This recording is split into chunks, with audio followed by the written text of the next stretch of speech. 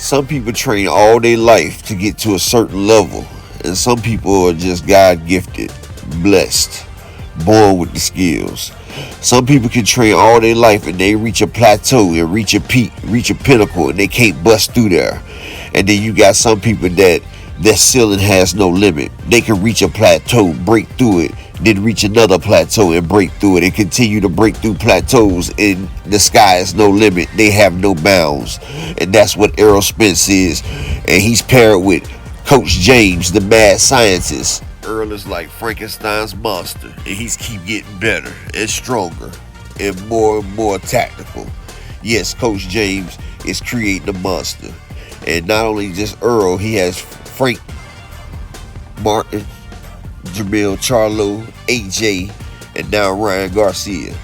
Derrick James is building an army of unstoppable fighters with unstoppable style, with unstoppable stamina and tenacity.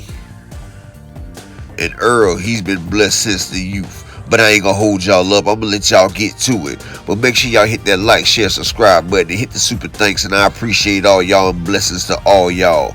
You can see right here, Earl's been a savage since day one, and it ain't nothing people can do about it. He's only getting worse. And this is your boy Upper Echelon. And remember, we go live July 1st. This is a fair use video. It is for entertainment and educational purposes only. Fair use. You get Jaws out there. Now you think it's safe. No, Jaws ain't the epitome of greatness. There's something out there much bigger.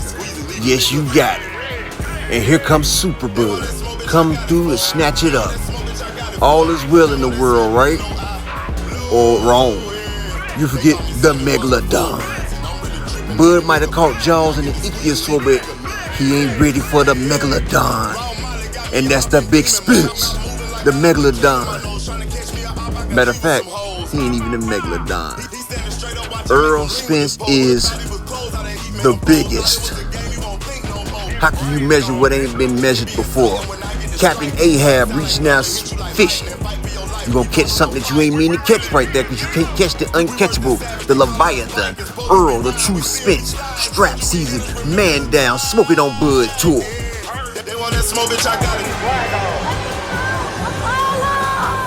Earl, they say you just a basic come forward flat-footed fighter. They said Crawford's gonna beat you.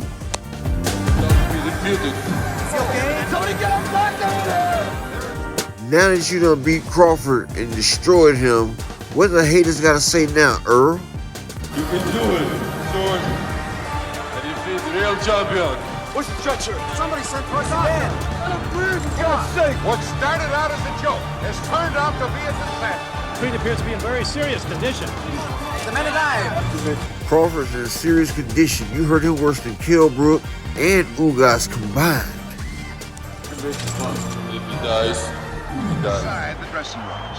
Would you care to comment on how you plan to fight? Terrence Crawford. What's your strategy? Don't need any. Terrence Crawford. The boy ain't stupid. The man comes straight ahead. He's tailor-made for me, and he's gonna get hurt. What's your prediction for the fight? Prediction? Yes, prediction. Pain.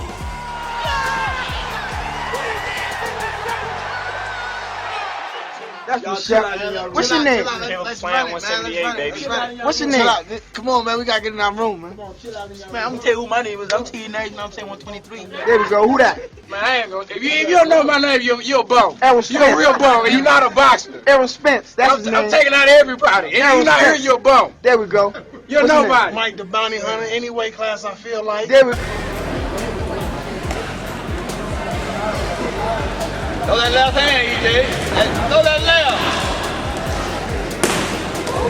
Let that left go. One more time to the body like that. Go to the body again. Body. Yeah, one more time. Come on. Come back with your hook.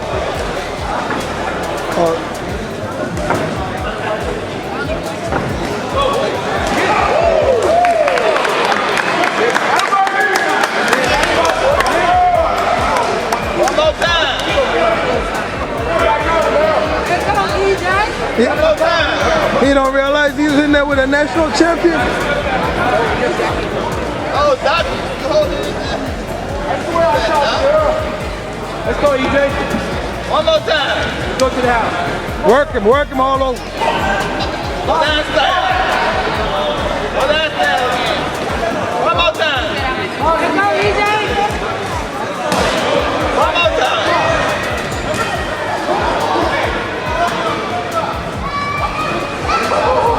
Wait, bend over. Let him have the uppercut.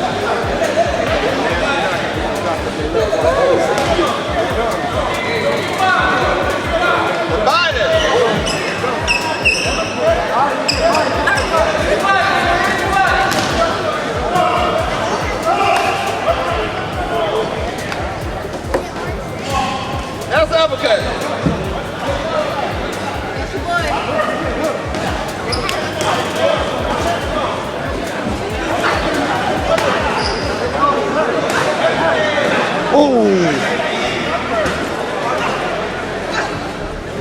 Oh, God.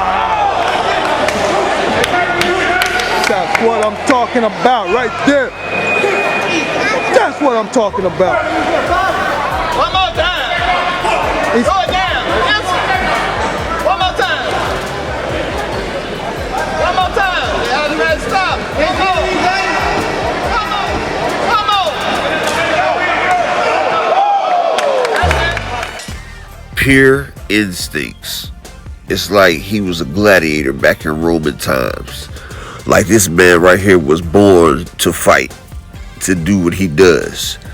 The man had uncanny power and perfect grace back then. Did you see the way he crashed that man's body? Earl has had uncanny power since he's been boxing, and he has great IQ the way he got in and got out. So the way he did Danny and Mikey Garcia. Earl Spence is a complete fighter, and he was built from the ground up. And in the pros, he only got better. They placed him against great fighters. Ever since his 9th fight, Earl has been fighting people with 10, 20 plus wins. 15-0 Emmanuel Larte, a knockout artist, at his 9th fight. And after that, the rest of the people he fought had at least 20 wins. And most of them had less than 3 losses. Yes, Earl Spence was built to be great. And sparring with Floyd Mayweather, that put him in the era of greatness as well. Because a match with sparring with Floyd Mayweather is like 10 years of motherfucking being coached. You learn it on the fly. A coach can teach you anything, a speed bag can teach you anything, but it's nothing like learning by experience. Experience is the best teacher, hands-on. And Earl got hands-on training. He was thrown in the fire. He was thrown in the deep end of the water. It was like, look, either you swim or you drown. Like the great Roman warriors, the Greek warriors. They take their kids out there, leave them in the wilderness. Either you make it or you don't. This is Sparta. And yes, Earl Spence is 300. Yes, Earl Spence will not be denied.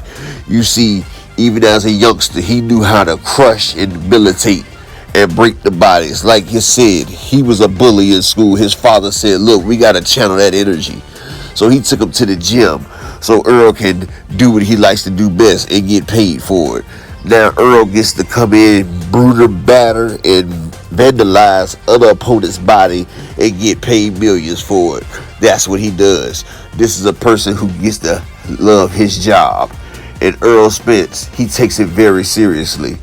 His conditioning is superb. Every coach that you hear, they say Earl is just something else. I've never seen nothing like this before. Because Earl knows fatigue makes cowards out of people.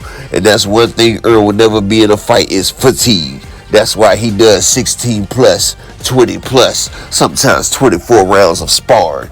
And he doesn't just use Rudy Poos. He uses middleweights to heavyweights. He don't even use 147 pounders.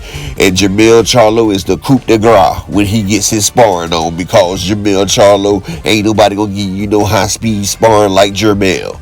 Jermell is a mirror of Errol Spence. He's Vegeta to Errol Spence Goku.